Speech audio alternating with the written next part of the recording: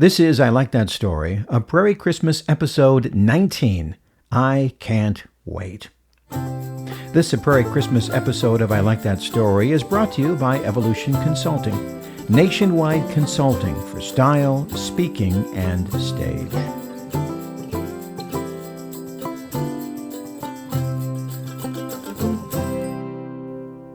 A letter.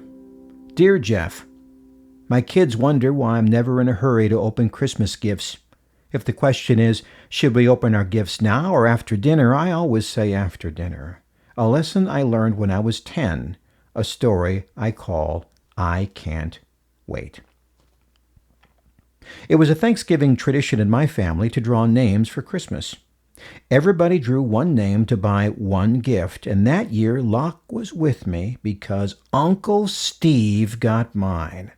Uncle Steve was awesome. And I mean, he was so big you kind of stood away from him in awe. He was huge.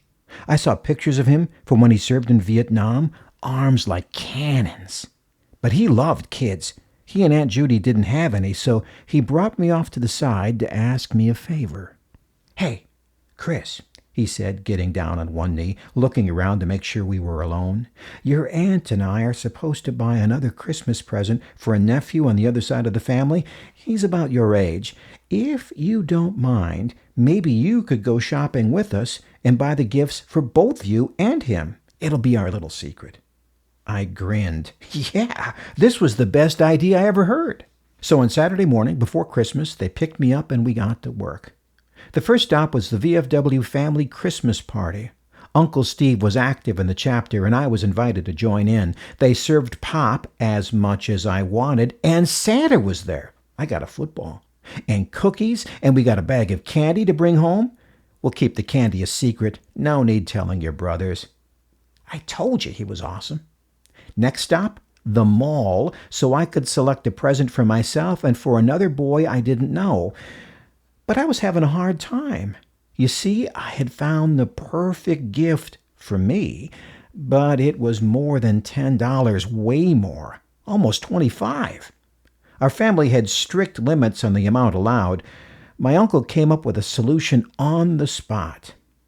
The gift limits on the other side of the family was higher, so he said if I didn't tell anyone in our family, I could select gifts in the higher amount, and it would be our secret. Well, then it was easy. I found two perfect gifts that were exactly the same price. One was a Hot Wheels racetrack, the kind with a loop-de-loop and extra track. The other, almost right next to it, was an electric AFX slot car racetrack with a little police car with lights and a blue Mustang Cobra. Either one of them would have been perfect. But here's where I had to make my first terrible decision. My uncle asked me to choose which one I wanted to keep and which one to give away. I was in agony. I couldn't decide.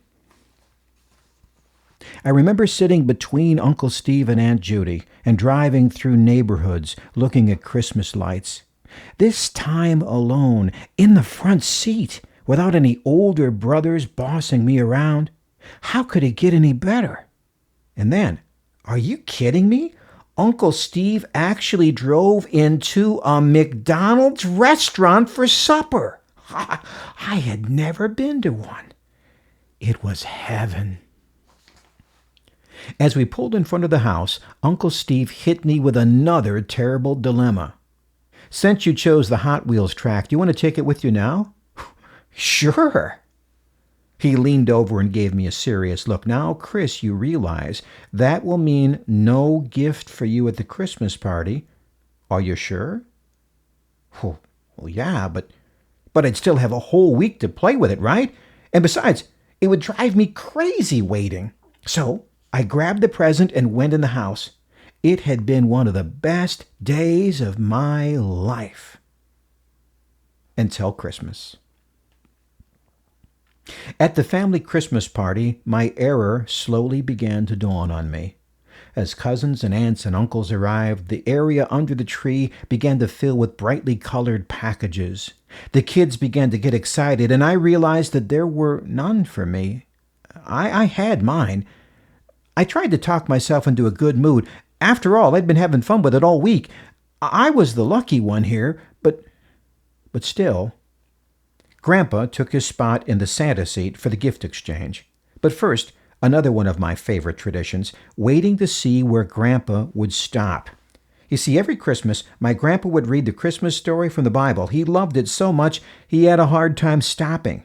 This Christmas, Jesus was 12 years old and in the temple in Jerusalem when Grandma gave Grandpa a nudge, and he abruptly stopped and announced that it was time for the gifts. All the kids would take turns bringing a package to Grandpa. He would read the name off the tag and reveal who the gift was from. Since I did not have a gift under the tree, I hung back from the crowd, feeling miserable. It turns out it wasn't fun getting what you wanted right now. I could see that part of the fun of Christmas was getting a present from someone who loved you and watching the look on the faces of the givers and receivers. It was the love they shared, not the present. But it was too late to learn that lesson. I sat in my mom's lap trying not to cry, trying not to feel left out.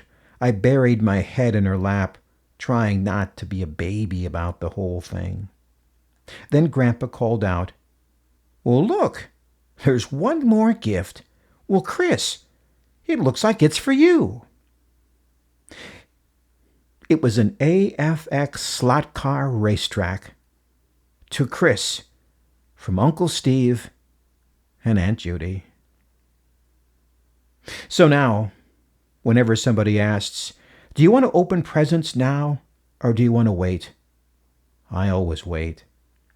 And when my little nieces and nephews gather round and say, "Hey, Uncle Chris," I try my very best to live up to the honor of the title. Merry Christmas, Uncle Steve. Thank you for listening. This story comes out of my syndicated radio show, A Prairie Christmas, a holiday gift from all of us at I Like That Story. ILikeThatStory.net is where you can find out more about the places I speak, the books I write, the podcasts, blogs, CDs of some of your favorite Christmas stories, and more. Look us up on ILikeThatStory.net, and until next time, with music from Dan Schwartz, I'm Jeff Gould. Merry Christmas.